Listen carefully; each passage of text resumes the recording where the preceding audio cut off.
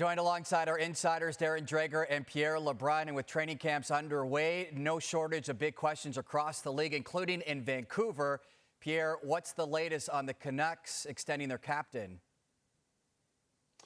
Right. Well, the first thing I would say on the Bo Horvat front, he's UFA in the year, as everyone knows, is that it's been pretty quiet of late, but those discussions date back 3-4 months. I mean, it's not like they're just getting going right now. Now, they both sides have really laid out their positions, and my understanding is that there's a pretty sizable gap in those positions at the moment, which, again, there's a lots of time for the Canucks and Bo Horvat's representatives from Newport Sports to find a way here over the next few months.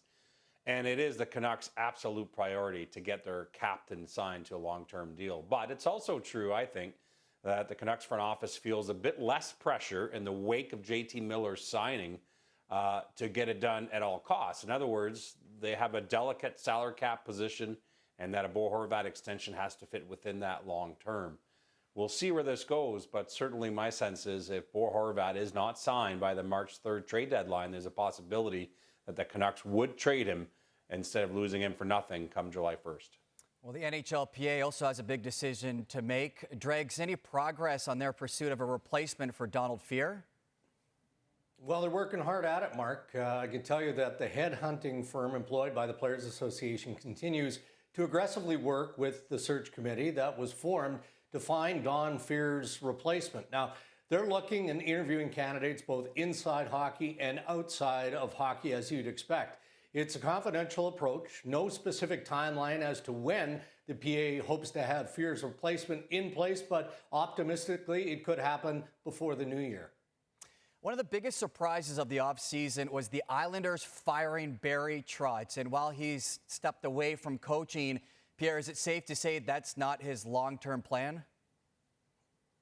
No, that's right. And in fact, Mark, if you're calling that one of the biggest surprises, surprise number 2 would be him not taking up some of the offers that he had on the table and removing himself from the coaching market. We know there was an offer from the Winnipeg Jets. Dregs detailed that to length throughout that process, but also interest from the likes of Detroit and Vegas, Philadelphia. But Barry Trotz made the very difficult and unselfish decision to attend to family matters this summer. I caught up with Barry Trotz yesterday, and you know, as difficult as that decision was to put his career on hold, he knows it was the right decision. He had a really busy summer attending to family matters, notably going to Manitoba and helping his dad pack up their home of 60 years.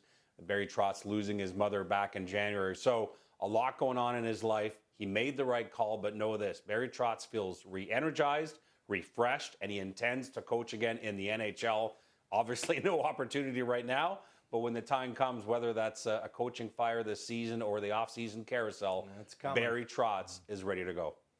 Over the last few years, we've seen a greater investment in the health and safety of players. And Dregs, we are seeing another example of that from the NHL and the Alumni Association. Yeah, what a great initiative here, Mark.